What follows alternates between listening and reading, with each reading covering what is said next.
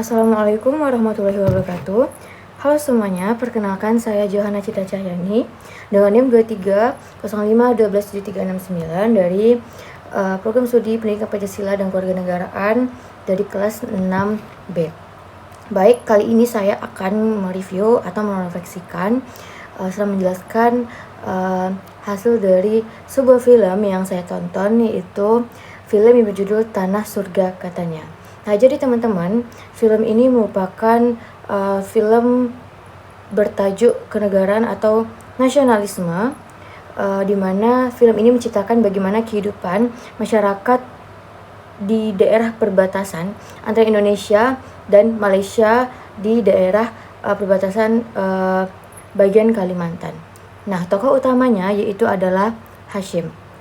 Nah, jadi film ini memperlihatkan bagaimana masyarakat perbatasan di sana menghadapi permasalahan ekonomi atau kemiskinan. Kemudian keterbatasan akses dan fasilitas. Intinya dilema-dilema masyarakat yang tinggal di daerah 3T. Nah, film ini menceritakan bagaimana bertahannya masyarakat di sana. Bahkan warga negara itu beberapa memilih kehidupan sejahtera di Malaysia, tetapi ada warga negara Indonesia yang tetap bertahan di daerah perbatasan.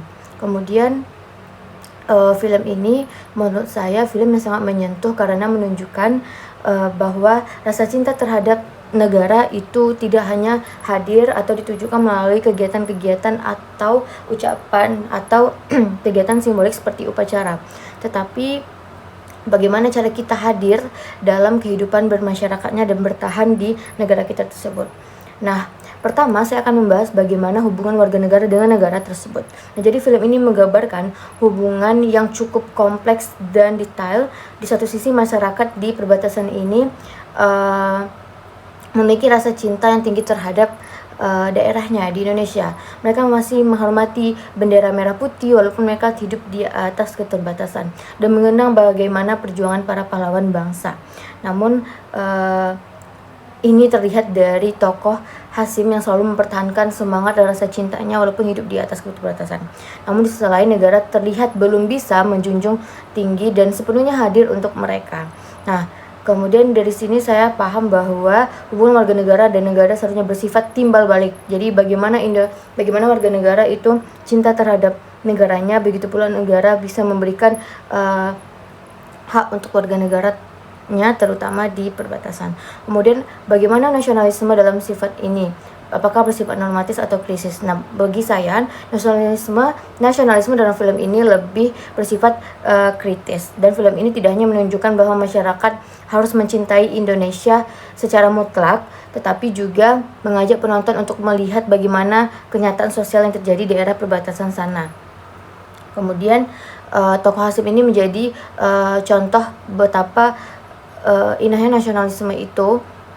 Kemudian film ini membantu memahami bagaimana perubahan konten PPKN di Indonesia. Menurut saya film ini relevan dan sesuai dengan perkembangan PPKN saat ini. Dahulu pembelajaran PPKN lebih banyak menekankan hafalan, tetapi pada saat ini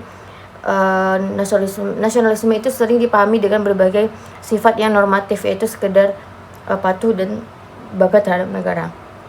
Nah, film ini juga membantu saya memahami bahwa pendidikan kewarganegaraan harus dekat dengan kehidupan atau kenyataan yang ada di masyarakat Indonesia. Dan yang keempat yang paling terpenting bagi pembelajaran di video ini adalah bagi calon pendidik PPKN.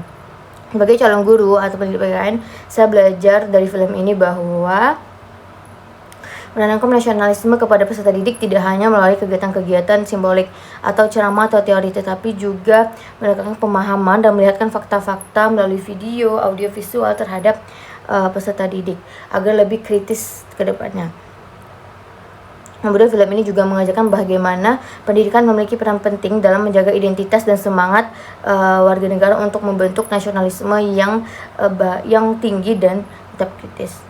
Nah, film ini mengingatkan bahwa nasionalisme itu tidak boleh berhenti pada slogan, tetapi harus diwujudkan dalam kegiatan sehari-hari. Baiklah, itu saja review film tentang tanah surga katanya dari saya. Semoga penjelasan saya ini bisa dapat dipahami. Terima kasih. Assalamualaikum warahmatullahi wabarakatuh.